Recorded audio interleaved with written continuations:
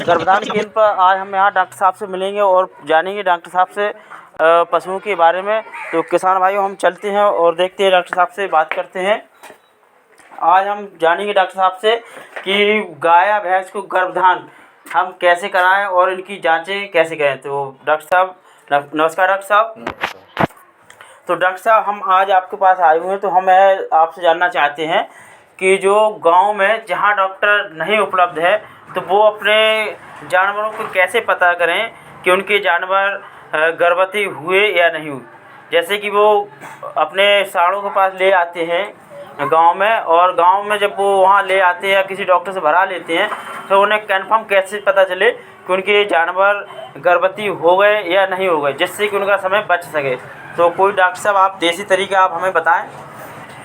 ये कि जैसे वहाँ डॉक्टरों की सुविधा नहीं है या डॉक्टर कोई प्रॉब्लम से नहीं आ पा रहे हैं, तो देसी तरीका ये है कि आप उसकी सुबह पेशाब लो। अच्छा। गाय की जैसे गर्भधारण करा ली जी, और उसको हो गए महीना 2 महीना, तो उसकी सुबह की पेशाब लें और उसमें सरसों का तेल जी, 1-1 बूंद डालें। उसी बूंद के ऊपर बूंद डालना। हाँ, अगर वो फैल नहीं रहा हाँ, तो समझ लो कि गाभिन है। अच्छा, 100% गाभिन है। वही बूंद के ऊपर बूंद डालोगे, बढ़ेगा तो, लेकिन अलग अलग नहीं होगा। तो देखेंगे किसान भाइयों, डॉक्टर साहब ने जो बताया कि आप सुबह के टाइम गाय या भैंस की मूत्र को लेकर के उससे आप प्रैक्टिकल घर पे ही कर सकते हैं। तो हमने वैसे ले रखा है, आप देखेंगे ये हमने गाय का मूत्र ले रखा है, गौमूत्र है। और आप देखेंगे यह हमने सरसों का तेल ले रखा है, सरसों का तेल है। तो इससे अब हमारे डॉक्टर साहब प्रैक्टिकली बताएंगे कि हम कैसे घर पे ही चेक कर सकते हैं। तो डॉक्टर साहब थोड़ा आप बताएं इस पे डाल करके कि हमें कैसे कंफर्म हो जाएगा।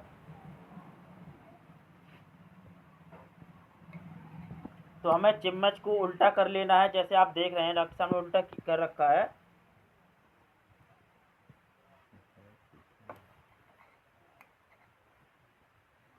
और इसके बाद आप देखेंगे कि हमें 1-1 बूंद चुआना है।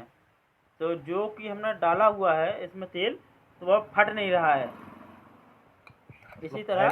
हाँ, फैल नहीं रहा है, वो फैलेगा नहीं अगर कब बूंद बना हाँ, रहेगा। आप देखेंगे जो डॉक्टर साहब ने डाला हुआ है तेल इसमें, तो इसमें हमें डालना कैसे, डॉक्टर साहब ने जो बताया हुआ है कि इसमें हमें तेल के ऊपर तेल 1-1 बूंद आप डालते रहें।